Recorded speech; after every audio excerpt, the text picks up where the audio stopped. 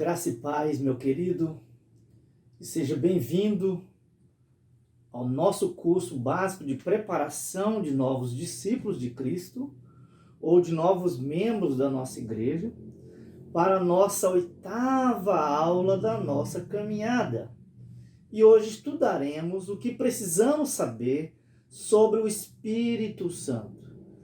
Mas deve ficar claro, como o nosso curso é básico, nós falaremos algumas coisas que nós achamos interessante, importante, básica para a vida do discípulo de Jesus, ok? Então, o que nós precisamos saber sobre o Espírito Santo, queridos? Então, a primeira coisa a saber sobre o Espírito é que o Espírito Santo, ele é Deus e também uma pessoa. Portanto, o Espírito não é uma boa influência, ele não é uma energia, ele não é uma força impessoal, mas ele é uma pessoa. Então, o Espírito Santo, tanto é que o Espírito Santo é a terceira pessoa da Trindade. E como nós provamos que que o Espírito é uma pessoa? Então, é pela Escritura. E lembra-se que nós não estamos estudando propriamente a pessoa do Espírito, mas aquilo que a Bíblia ensina ou revela sobre a pessoa do Espírito, ok? Então, o que está revelado na Escritura sobre a pessoa do Espírito? Então, por exemplo, nós provamos que o Espírito é uma pessoa pela sua capacidade emocional. Então, a Escritura, em Gálatas, capítulo 5, verso 22 a 23, diz que ele é a fonte de amor, de alegria e paz. Também provamos em Efésios 4:30 que ele tem emoções, pelas suas emoções, né? Capacidade emocional. Então ele tem emoção, por exemplo, de se entristecer. Então ele pode entristecer, como eu e você. Também provamos que o Espírito é uma pessoa pelas suas atividades de um ser real. Então a Bíblia diz que ele fala. A Bíblia também diz que ele ensina, ele chama, ele escolhe, ele capacita os obreiros, ele dá instrução, ele intercede. Então veja que todos esses atos são próprios de uma pessoa, são atividades de um ser real, ok? Então é isso que nós precisamos saber primeiramente. A segunda coisa a entender é que na progressividade da revelação, nós vamos encontrar exatamente isso, e eu criei um quadrinho para você entender. Então, você vai ver isso na caminhada da Escritura, que é chamado de revelação progressiva, ok? Então, o Pai no Velho Testamento, nós temos aí exatamente isso, que é o Deus por nós. Quando Jesus chega ali no Novo Testamento, Jesus é o Deus conosco, por isso que ele também é chamado de o Emanuel. E agora o Espírito é o Deus em nós. Percebe? Então deve ficar claro que Deus habita em você e em mim, ou que Jesus habita na pessoa do Espírito. João capítulo 14, verso 23. Portanto, não é Jesus que habita em mim e você. Jesus está à direita do Pai e um dia vai voltar para ficar eternamente conosco. Diz 1 Tessalonicenses 4, 19. Ok? Então é por isso que eu disse para você em João 14, 23, só para você ter uma ideia, vai exatamente dizer isso. Ó. 23. Ó. Respondeu-lhe Jesus: se alguém me ama, guardará a minha palavra. E o meu Pai o amará, e viremos para ele, e faremos nele morada. Ok? Então, é por isso que nós dizemos que nós somos a morada do Espírito. A palavra de Deus vai exatamente dizer isso, ok? Então, Deus Pai, Deus Filho, habita em nós na pessoa do Espírito, ok? Muito bem. A terceira coisa que precisamos saber sobre o Espírito é que o Espírito Santo é chamado na Bíblia de o outro Consolador. Então vamos lá. Capítulo 14, verso 16, Jesus diz exatamente isso. Ó. E eu rogarei ao Pai, e ele vos dará outro Consolador, a fim de que esteja para sempre convosco. Então lembra que o primeiro Consolador é Cristo. Lembra da nossa aula sobre Jesus, como Jesus era chamado de o maravilhoso Conselheiro, Paracleto. Aqui também é a mesma palavra. O Espírito Santo é o outro Paracleto, ok? Então aquele que anda ao lado, aquele que advoga, aquele que conforta, aquele que consola, aquele que admoesta, aquele que nos faz lembrar. Então essa é a função do Espírito também, que logo mais veremos. A Bíblia também chama o Espírito de o selo. Isso está exatamente em Efésios, capítulo 1, verso 13. Que na hora que eu creio no Evangelho, ok? Eu sou selado com o Espírito, ok? Então, o Espírito é o selo, ok? Então não é ele que nos sela, nós somos selados com o Espírito, até porque ele não é o selador. Tudo bem? E ser o selo, isso significa dizer que o salvo agora é propriedade de Deus. Então o selo assegura a nossa salvação eterna, né? Marca, ok? O selo indica que agora nós pertencemos a Deus porque ele nos comprou. Então, o salvo foi selado para o dia da volta de Cristo com o Espírito. Efésios 4:30. E não pelo Espírito, como algumas pessoas querem. Ok? Em Efésios também 1, verso 14, a Bíblia chama o Espírito de o penhor. Ok? Então, o Espírito também é o penhor. E penhor significa um depósito que paga parte da dívida total, ok? E dá um direito legal. Isso quer dizer que o Espírito Santo nos foi dado como garantia de que todas as promessas de Deus serão cumpridas. O primeiro pagamento já foi feito, mas isto também garante o restante. É a garantia do complemento futuro da salvação do salvo na segunda vinda de Jesus. É também a garantia que nós herdaremos todas as bênçãos do reino que nos foi prometidas em Cristo Jesus, como diz Romanos 8, 16 a 17. O Espírito também, queridos, é chamado na Bíblia de o Espírito de Deus, o Espírito do nosso Deus, o Espírito de vosso Pai, Espírito de Jesus e Espírito de Cristo. Agora vamos entender exatamente isso. Então perceba que o Espírito é do Pai e do Filho, ou de Cristo.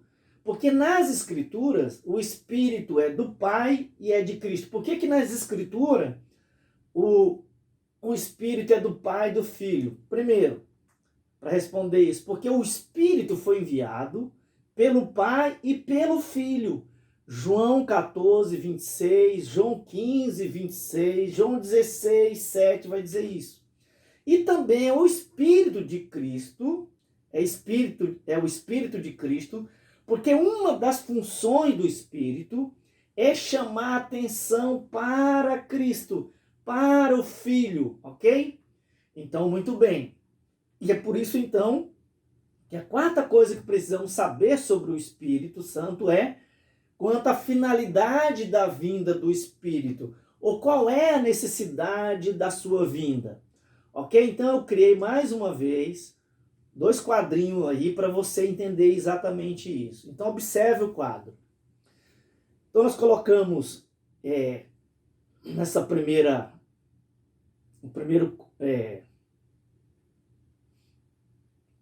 o Pai ali, né? O Pai, o Filho e o Espírito. Aí nós colocamos a obra de cada um. Então o Pai, a obra dele é de eleição, o Filho é de redenção e o Espírito faz a obra de regeneração, ok? Aonde que cada um faz a sua tarefa, a sua obra. Então, o Pai me elegeu na eternidade, o Filho me redimiu, ou fez a obra de redenção na cruz, e o Espírito fez a obra de regeneração no coração.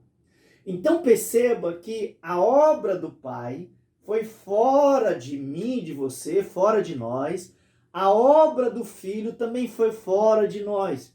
Por isso a necessidade do Espírito, porque agora o Espírito, ele vai pegar a obra que o Pai fez fora de mim, e o Espírito também fora de mim, porque foi feito na cruz, eu nem existia ainda. Ele vai agora aplicar em mim, no meu coração, dentro de mim, ok? Então, para você entender o segundo quadrinho aí, então, o Pai planeja a salvação, o Filho executa a salvação e o Espírito aplica ou administra em cada um a salvação, ok? Por exemplo, de modo que todo o processo de salvação, querido, depende da pessoa do Espírito, ok? Muito bem, então quanto à finalidade da vinda do Espírito, só para você entender, o quadrinho foi para que traga à sua memória algumas coisas.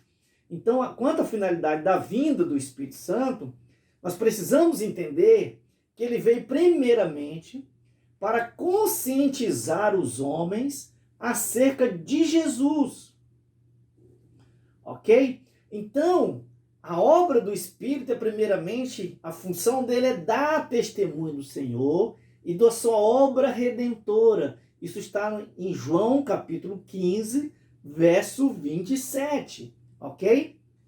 Muito bem? É por isso então que João 16, 14, ok? Nos diz exatamente isso aqui, ó. Vamos lá, João 16, 14, vai dizer, ó, vamos começar pelo 13 que vamos entender melhor. Então, quando vier, porém, o Espírito da verdade, está falando do Espírito Santo, ele vos guiará toda a verdade, porque não falará por si mesmo, mas dirá tudo o que tiver ouvido e vos anunciará as coisas que hão de vir. Ele me glorificará, Jesus está dizendo isso, porque é de receber do que é meu, e eu vou-lo há de anunciar.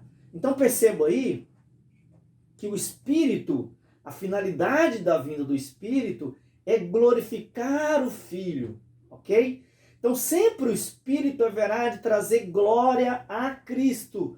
Tudo que o Espírito faz, ok? Neste mundo, ele o faz para trazer glória a Cristo, ou seja, a função do Espírito é conscientizar os homens acerca da glória de Jesus, ok? É por isso também que eu criei um outro quadrinho aí, uma outra ilustração, para que você possa entender qual é o ministério do Espírito, qual é a função do Espírito, que é chamado também de ministério de holofote, ok? Lembra disso? Que o holofote ele não chama atenção para si. Lembra o que é um holofote? É aquela luz que é colocada para chamar atenção para aquilo que ela veio iluminar. Ela não ilumina a si mesma, ok? Da mesma forma, o Espírito, ele vem para apontar para Jesus. Então, olha o quadrinho aí. Então, o Espírito sempre vai dizer assim, ó, vá a Jesus. Se você quer ter vida eterna, você vai ter que ir a Jesus, ok? Olhe para Jesus e veja a sua glória. Ouça Jesus e obedeça a sua palavra. Conheça Jesus e prove o seu maravilhoso amor. Então perceba que o Espírito vai atrair as pessoas para a fé, para a esperança, para a obediência, para o amor, para a adoração e dedicação a Cristo, porque o papel do Espírito é levar-nos a Cristo. Portanto, agora veja uma coisa interessante, querido. Como é que eu sei que alguma coisa é obra do Espírito de Deus ou não? É fácil. Isso é moleza. É só ver se aquilo que foi feito, aquilo que está acontecendo, vamos supor que esteja acontecendo alguma coisa na igreja extraordinária. Como é que você vai saber se é obra do Espírito Santo? É do Espírito Santo se Jesus toma o primeiro lugar. Se Jesus ficou em segundo lugar nos bastidores, querido, isso já não é obra do Espírito. Aliás, o Espírito nunca vai dizer para você assim, ó, creia em mim, ouça-me, obedeça-me. Ele sempre vai dizer, obedeça a Cristo, ouça Cristo, creia em Cristo, porque a obra do Espírito é chamar atenção para Cristo, é nos levar para Cristo, ok? Então essa é a primeira finalidade de Jesus, do Espírito. É por isso, queridos, como nós vimos aqui exatamente isso, ó, que o papel do Espírito é nos levar a Cristo, é por isso então que o Espírito vai convencer do pecado, da justiça e do juízo, ok? João 16:8. Portanto, a missão do Espírito seria de esclarecer o pecador da sua condição miserável e levá-lo ao arrependimento para a salvação. É convencer o pecador da necessidade de Cristo, que ele precisa de Cristo e que a solução está em Cristo. É convencer exatamente que a salvação só se encontra na pessoa do Filho ou na pessoa de Jesus, ok? Segundo aí, letra B, também o papel dele é o de regeneração. Tito 3:5 vai dizer isso. Então, é o Espírito que nos regenera, ou seja, é o Espírito que implanta a vida em nós. É por isso também que o Espírito é chamado de Espírito de vida, ok? Em Romanos 8:2, exatamente porque é Ele que gera vida em nós. É Ele que aplica vida em nós. É Ele que implanta vida em nós. É Ele que nos vivifica. É Ele que nos ressuscita.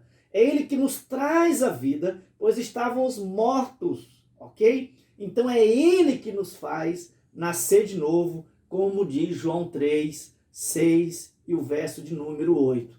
Então, é o Espírito que implanta em nós o desejo, queridos, que antes nós não tínhamos. Então, o desejo por Deus, isso que é regeneração. Agora queremos crer, nós queremos confiar em Jesus, queremos agora glorificar a Deus, nós desejamos fazer isso. É o Espírito que implanta em nós o desejo, por exemplo, de orar, de cultuar, de servir a Deus e aos outros, ok? Muito bem. Então, uma outra função do Espírito é de distribuir os dons, ok? E quanto aos dons, queridos, nós precisamos entender o seguinte, que o Espírito vai distribuir vários dons, porque existem vários dons, ok? Mas, tudo bem, todos os dons são dádiva de Deus, ok? Não é conquistado por você, é Deus que dá e é o Espírito que distribui isso. Todo salvo recebeu pelo menos um dom, então não existe ninguém sem dom, ok? Os dons fazem parte integral do plano de Deus para a sua igreja. Quinto, o exercício do dom não é facultativo. Então, por exemplo, se eu tenho o dom de ensinar, então a minha tarefa é exatamente isso. Se eu tenho o dom de mestre, então a minha função é ensinar. E eu vou fazer isso onde eu estiver, ok? Muito bem. Sexto, cada dom foi distribuído pelo Espírito para cada crente conforme a vontade do Espírito, ok? É por isso que eu não posso nem imitar, nem invejar o dom do outro. Porque o dom que o outro tem foi o próprio Deus que deu. Então, se ele quisesse que eu servisse com aquele dom, ele teria dado a mim aquele dom, não ao outro, ok? Por isso que eu não posso invejar o dom do outro, eu não posso querer o dom do outro, ele não pode querer também o meu, porque cada dom foi distribuído pelo Espírito conforme o seu desejo, a sua vontade, ok? E lembrando que os dons são sempre distribuídos com propósitos, e o propósito é de edificar o corpo de Cristo, é para que a gente sirva no corpo de Cristo com o meu dom específico, ok? E em nono lugar, eu preciso entender que o dom só tem valor se for motivado pelo amor, assim como 1 Coríntios capítulo 13, de 1-3, vai nos ensinar exatamente isso, que o dom só tem valor se for motivado pelo amor. Tudo bem? A quinta coisa que precisamos saber sobre o Espírito é que a Bíblia diz que o Espírito veio para ficar com o salvo para sempre. Ok? Então deixa eu mostrar para você exatamente isso. No capítulo 14 de João, ok? No verso de número 16 e 17 diz assim, ó, Jesus dizendo, eu rogarei ao Pai, ele vos dará outro Consolador, a fim de que esteja para sempre convosco. O Espírito da verdade que o mundo não pode receber, porque não vê nem o conhece. Vós o conheceis, porque ele habita convosco e estará em vós. Verso 16, rogarei ao Pai, ele vos dará outro Consolador, a fim de que esteja para sempre convosco. Portanto, o Espírito Santo torna-se um companheiro permanente, um morador, não um visitante. É por isso que o Espírito é o Deus em nós, ele habita em nós, muito bem? E habita para sempre, ok? Por isso precisamos entender, irmãos, que a Bíblia diz que todos os crentes são moradas do Espírito. 1 Coríntios, capítulo 3, verso 16, e o capítulo 6, verso 19. Que todos os crentes em Jesus já foram batizados com o Espírito Santo. É por isso que Romanos 8, 9 pergunta, alguém pode ser um verdadeiro cristão e não ter o Espírito habitando nele? E a resposta é não. Por quê? Aí o versículo vai dizer, se a pessoa não tem o Espírito, é porque ele não é de Cristo. Se o Espírito não habita, então a pessoa não é salva. Até porque é o Espírito que testifica que nós somos filhos, como diz Romanos, capítulo 8, verso 15 e o verso de número 16. Ok?